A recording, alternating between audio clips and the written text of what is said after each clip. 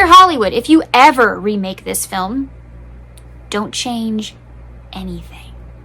1944, Frank Capra's perfect Halloween film, Arsenic and Old Lace.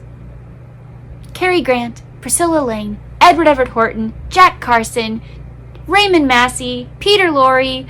Charles Lane even has a bit part. He's a bit actor, and he's normally known for playing a grumpy old man.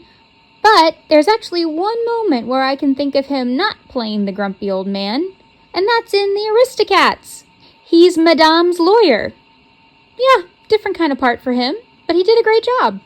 In this movie, he just plays a bit reporter, but he does have a few lines.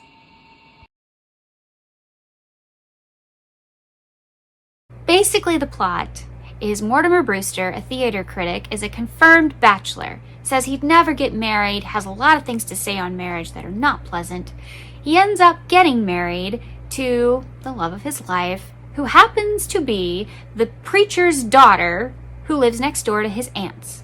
His aunts are adorable, they take care of everybody, and they live in a cemetery. Sure, why not? I'm sure that it's cheap. He visits them after he and Elaine get married and they're about to go on their honeymoon. She wants to see her father, he wants to see his aunts, and his uncle, who lives with them, who thinks he's Teddy Roosevelt. But it's charming. It's really charming that he thinks he's Teddy Roosevelt. It's such a cute side story. I think it's really cute. Editing Shannon here. Sorry, I got the relationship wrong. Teddy is actually the guy who thinks he's Teddy Roosevelt. They call him Teddy.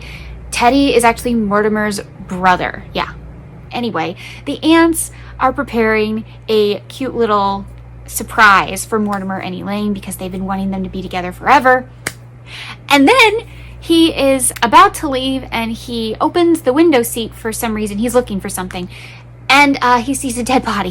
He can't go on his honeymoon quite yet because he needs to figure out what's going on here. Why is there a dead body in the window seat? I'm not going to tell you anything else. So, Arsenic and Old Lace, before it was a fantastic movie of the 40s, directed by Frank Capra, and Frank Capra is perfection. His movies are so well done. It's amazing. Anyway, Arsenic and Old Lace was actually based on the play. Yes, of course I own it. Arsenic and Old Lace by Joseph Kessering. Now, this play is what we call a one-room play. A one-room play is exactly what it sounds like. It takes place in one room. You may have moments where the actors step out and there's like a darkness behind them so it looks like they're outside, or you have them in a different room, or they need to be like downstairs or something, but that's a lighting thing. The set is just one room with some doors so that people can exit off stage by going in the kitchen or in the cellar, you know. I love one-room shows. I love them because you have to stretch your imagination as the audience member and as the actor. Just, yes. I'm so happy that even though they had all of this room to play with for this film, they chose to mostly make it a one-room movie. Now, yes, they go to the marriage bureau, they go outside, they do have other scenes, other places, but it mainly takes place in the living room, front room, the front room of the aunt's house. It's so well done, and the set is so good. I love the set. I love where they put the stairs. I love where they put the doors. Everything seems so meticulously placed. It seems like it's a livable home, but also that obviously Frank Capra was thinking directions, blocking, this is where the actors need to go, this is how much action we have in this spot, so we can't put the table there. You can tell they thought of everything, and it makes me so happy because it's like they were directing a play.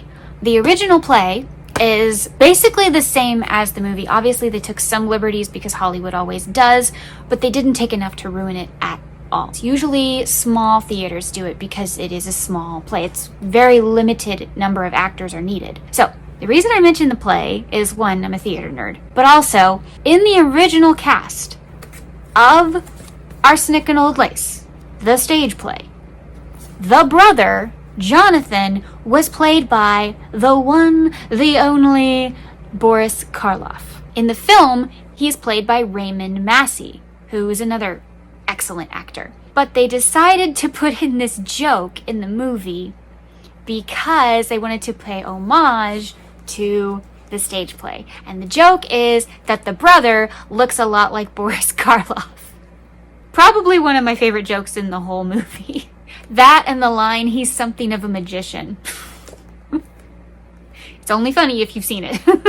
Now you know, if you didn't know before, that's why they keep saying that the guy looks like Boris Karloff, is because it's an homage to the original stage play and the first production of it.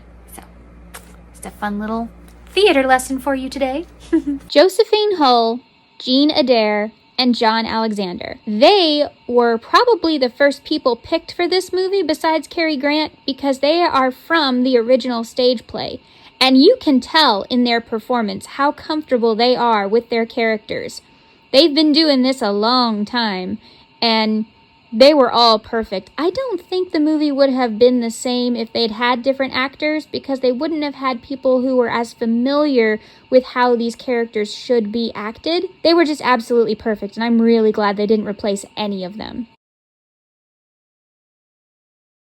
Now, this movie and many others were made during the time of the Hays Code.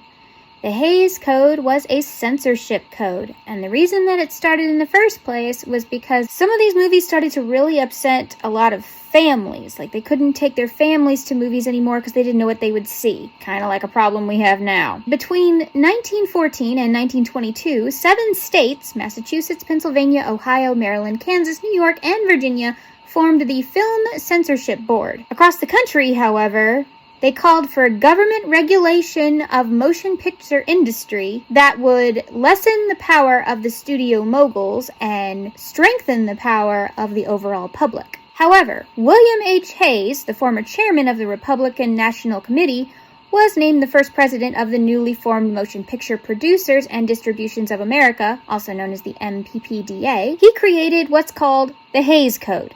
Yes, after himself. This code was basically self-censorship. It included a wide range of restrictions on nudity, obscenities, ridicule of religion, and of course, lustful kissing. Also, evil characters could never appear as the good guy to the audience, and a crime could not go without punishment. Also, bedroom scenes were seen as too obscene and too sexy. During this year, Frank Capra made another excellent movie, which we can talk about one day if you like, called It Happened One Night, where Clark Gable and Claudette Colbert have tension throughout the entire film, but it is only implied and never actually, nothing happens basically. One of the most famous examples of this entire Hays Code going down is the blanket barrier, also known as the Walls of Jericho, between the two in the bedroom. Now, by the late 60s, everyone kind of thought that this code was outdated and no longer made a conducive studio profit because, the 60s had a new moral code, basically. And in 1968, the Motion Picture Association of America, the MPAA, became under new leadership, that of Jack Valenti, who switched our ratings to G, PG, PG-13, R, and NC-17. Okay, now that you have the history, let's talk about why I mentioned all that. The original script from the stage play had some cussing. Well, because of the Hays Code, that was out. Can't have that anymore. And honestly, I don't mind that, and I wish we had those rules today. But anyway, this movie is technically a murder mystery screwball comedy. Just a whole bunch of things. Mostly the screwball comedy part, but they still had some dark scenes. And Frank Capra had to be really clever. Capra chose to use lighting, shadows, minimal body parts, and clothing to convey that creepy atmosphere that something is off. Also, the music helped with this. But honestly, why can't we go back to people just using their imaginations? We don't need to see the gore. We don't need to see the guts. We don't need to see the horrendous stuff. I have no problem with this. It actually makes the movie more clever because you can't see that stuff. In some behind-the-scenes pictures, you can see how he used lighting, shadows, and facial expressions to convey more things than he could actually show or say out loud. Here's a great example with lighting at its finest. In this scene, Jonathan is holding a shovel and looking at Dr. Einstein. You can see the behind the scenes picture. This is how it looked. But when you see the final shot, all you see is his shadow looming over Dr. Einstein.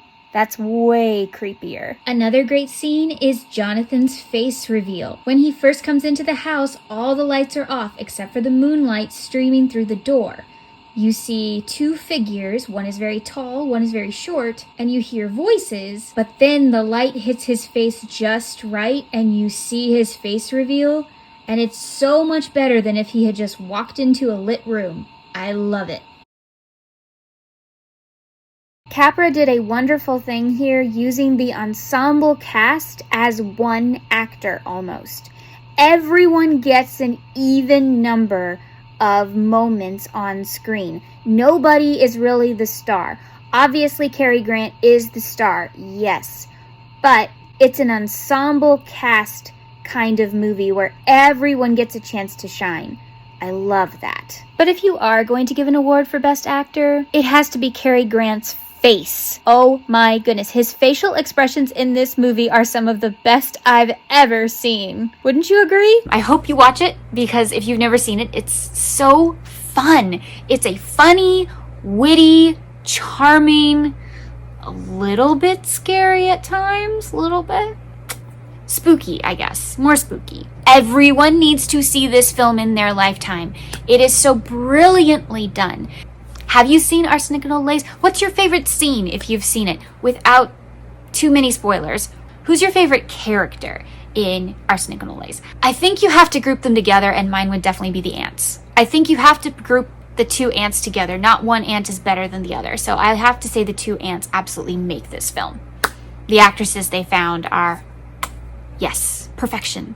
My goal is to one day have my life together so I actually remember to do things like make outros. I hope you enjoyed this month's Film Friday. It's a really great classic. If you've never seen it, please try to find it, watch it somewhere. Try to watch it this Halloween season. We watch it every Halloween. It's tradition. It's just really fabulous. If you need other Halloween recommendations, check out my video about Clue and Radioland Murders. Clue you might have heard of. Have you heard of Radioland Murders? I'll link that one down below and at the end of this video. Or another personal favorite of mine, The Ghost and Mr. Chicken. I'll link that one down below as well. Thank you so much for joining me today. Remember, life happens, yarn helps, and spoonies can stitch it up too. I'll see you Tuesday. Bye.